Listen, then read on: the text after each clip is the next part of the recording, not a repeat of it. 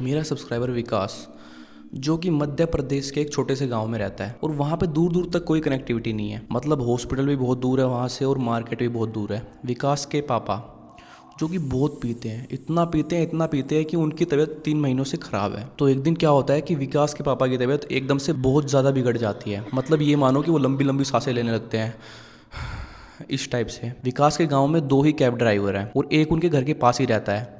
तो विकास फटाफट उसके घर पे जाता है उसको बुलाने, जिसका नाम मंजीत होता है। जब विकास उसके घर पे पहुंचता है तो मंजीत अपनी फैमिली के साथ बैठ के आराम से खीर खा रहा होता है। तो विकास जैसे उसे सब बताता है कि भाई अब जल्दी चलना पड़ेगा, मेरे पापा की तबीयत बहुत ख़राब है, तो मंजीत बीच में ही उस खीर को छोड़ के, खाने को छोड़ के सीधा भागता है। जब तक विकास मंजीत को घर लेके आया तब तक उसके पापा की हालत और ख़राब हो चुकी थी। सीधा विकास के पापा को गाड़ी के अंदर लिटाते हैं और सीधा हॉस्पिटल की तरफ निकल लेते हैं। और हॉस्पिटल वहाँ से लगभग 2 घंटे दूर होता है। तो विकास और मंजीत आधे रास्ते में पहुंचे होते हैं और बीच में ही विकास के पापा की डेथ हो जाती है। तो मंजीत गाड़ी घुमाता है गांव की तरफ वापस, तो विकास के पापा की बॉडी को घर पे छोड़ता है और वो अपने घर आ जाता है। तो मंजीत ने सुबह से कुछ नहीं खाया होता है, वो बहुत ही भूखा होता है क्योंकि सुबह भी उसने खीर छोड़ दी थी। तो वो सीधा आके बिना नहाए धोए खाने पे बैठ जाता है। मतलब ये मानो उसकी वाइफ उसे बहुत मना करती है कि भाई ऐसा मत कर, तू समझ जा, तू किसी के डेथ वाले घर से आया है तो तुझे पहले नहाना चाहिए। लेकिन मंजीत बिल्कुल नहीं सुनता, वो सीधा खाने बैठ जाता है। ओह शिट भाई, मैं डर गया था क्योंकि ये जो है ये इसके बार बार टच हो रहा था ऐसे ऐसे। और भाई तुम बस पूछो मत, फट गई थी भाई इधर तो। कंटिन्यू स्टोरी पे आते हैं। अगर आपको पता है कि आपके भी पापा या मेरे पापा बहुत बार जाते हैं किसी की डेथ होती है तो सबसे पहले घर पे आके नहाते ही हैं, बिना किसी चीज़ को हाथ वाथ लगाए। और मंजीत 3 बड़ी गलतियां कर चुका था। पहली तो ये कि वो सीधा खीर खा के सुबह बाहर चला गया था। दूसरी ये कि मंजीत घर पे आके नहाया नहीं। और तीसरी ये कि उसने घर पे आके फिर से खीर खाई, मीठा खाया बिना नहाए धोए। ये 3 गलतियां बहुत थी किसी नेगेटिव एंटिटी का उसके शरीर के अंदर आने के लिए। नेक्स्ट डे मंजीत सुबह उठता नहीं है और मंजीत वो बंदा होता है जो कि सुबह 5 बजे उठ जाता है और 6-7 बजे अपने काम पे निकल जाता है। तो उसकी वाइफ भी शौक हो जाती है कि भाई यार ये क्यों उठ क्यों नहीं रहा, ये डेली तो उठता है, सुबह पूजा पाठ करता है, अपने काम पे निकल जाता है, आज क्या हो गया, थक वक रहा है क्या, क्या सिस्टम है इसका। तो मंजीत की जो वाइफ होती है वो मंजीत को जगाती है लेकिन मंजीत उठता नहीं है। तो वाइफ सोचती है कि भाई गहरी नींद में होगा, तो वो जाती है अपना पूजा पाठ करती है। तो उसको कोई नीचे बुलाता है, तो पूजा की थाली को मंजीत के साइड में रख के जैसे ही नीचे जाने लगती है, मंजीत उठता है, उसका गला पकड़ता है और सीधा दीवार के लगा देता है। क्यों तंग कर रखा है तूने मुझे? सोने क्यों नहीं दे रही मुझे? उसकी वाइफ का दिल दहल जाता है सुन के। वो फटाफट बिना कुछ सोचे समझे सीधा अपनी सासू माँ को कॉल करती है, मतलब मंजीत की माँ को कॉल करती है। मंजीत की माँ उनका पुराना घर है उसमें होती है। वो आती है भागी भागी, तो वो क्या देखती है कि मंजीत एक कोने में बैठा हुआ है और वो कुछ फुसफुसाने लग रहा है। तो मंजीत की माँ समझ जाती है कि भाई कुछ तो बहुत बड़ी गड़बड़ है यहाँ पे। तो मंजीत की माँ मंजीत के पास जाती है, मंजीत मंजीत सुनाई नहीं दे रहा क्या तुझे? और उसकी माँ गलती से उसको ऐसे पुश कर देती है। मंजीत उठता है और सीधा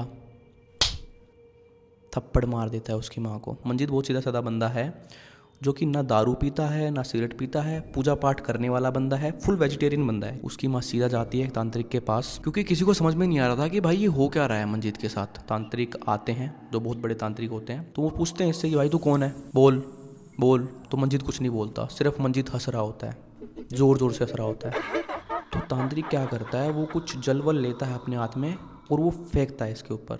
फिर ये चिल्लाता है ज़ोर से और फिर बोलता है मैं सबको ख़त्म कर दूंगा, तुम्हें क्या चाहिए, ये है वो है। तांत्रिक पूछता है कि भाई तू है कौन, पहले ये बता, इसके शरीर में तू कर क्या रहा है। फिर वो बताता है कि भाई मैं हूँ निवास, और निवास जो है वो विकास का पापा होता है। मैं इसका शरीर नहीं छोड़ूंगा, ये सारी इसकी गलती है, इसने मुझे खुद इनवाइट किया अपनी बॉडी के अंदर। तो तांत्रिक ज़बरदस्ती मंजीत के कलाई पे वो बांध देता है ताबीज़, तब जाके मंजीत बेहोश हो जाता है। लेकिन तांत्रिक बताता है कि भाई देखो अभी संकट टला नहीं है, ये बहुत बड़ा संकट है जो कि मंजीत की गलती की वजह से आया है, और इसको मैं तभी भगा सकता हूँ जब इसके दिन पूरे हो जाएंगे। दिन मतलब जो दिन होते हैं ना कि भाई मरने के बाद जो दिन करते हैं, 7 दिन 12 दिन, तब तक तुम्हें इसका ख्याल रखना पड़ेगा। मंजीत की माँ और उसकी वाइफ के लिए वो बहुत बड़ी रात होती है क्योंकि जैसे ही रात के 12 बजते हैं मंजीत का जो ताबीज़ होता है वो अपने आप टूट जाता है, अपने आप टूट जाता है। और फिर होता है असली तांडव शुरू। मंजीत जोर जोर से चिल्लाता है, कभी हंसता है और कह रहा है मैं नहीं जाऊंगा, कुछ भी कर लो तुम। इसने मुझे बुलाया है, अब इसको लेके ही जाऊंगा। तो उसकी मम्मी और उसकी वाइफ अगले दिन विकास के पास जाते हैं और उसको रिक्वेस्ट करते हैं कि भाई देख ऐसा ऐसा हो गया है, अपने पापा के दिन तीसरे दिन ही कर लो क्योंकि हम इसको सहन नहीं कर पाएंगे 7-8 दिन तक। तो विकास जो होता है वो बहुत सही बंदा होता है, वो उनकी सुन लेता है कि भाई चलो मैं तीसरे दिन कर देता हूँ। तो अगले दिन तो दिन होने ही थे, लेकिन जो दूसरे दिन की रात होती है वो बहुत ही खतरनाक होती है। वो कभी चिल्लाता है, कभी कुछ करता है, वो दारू कंज्यूम करता है अपनी ज़िंदगी में पहली बार, नॉन वेज फूड खा रहा है। मतलब तुम सोच सकते हो कि भाई उसकी वाइफ और उसकी माँ के ऊपर क्या बीत रहा होगा। नेक्स्ट डे जब उसके दिन हो जाते हैं 3 दिन बाद ही, तो तांत्रिक आता है। वो बोलता है भाई देखो ये 6 घंटे की क्रिया है, 6 घंटे में इस घर से कोई बाहर नहीं जाएगा। जो घर के अंदर है वो घर के अंदर ही रहेगा, जो घर के बाहर है वो घर के बाहर ही रहेगा। अगर कोई भी घर के बाहर गया या घर के अंदर आया तो मैं इसको नहीं बचा पाऊंगा, और इसके साथ साथ हम सारे भी जाएंगे। वो हवन स्टार्ट करता है, और जो निवास होता है, जो मस्जिद के अंदर होती है आत्मा, वो अपने जलवे दिखाती है।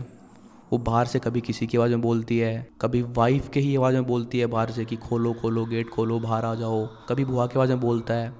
मतलब वो पूरा मैनिपुलेट करता है कि भाई ये कैसे ना कैसे करके बाहर आ जाए। और जैसे वो कुछ बोलता है बाहर से, तभी तांत्रिक बीच में क्रिया रोकता है और बोलता है कि नहीं, बाहर कोई नहीं जाएगा। क्योंकि भाई तांत्रिक की अपनी जान भी रिस्क पे होती है, और कैसे ना कैसे करके वो 6 घंटे निकालते हैं, और तब जाके वो निवास की आत्मा एक काले धागे में कैद हो पाती है।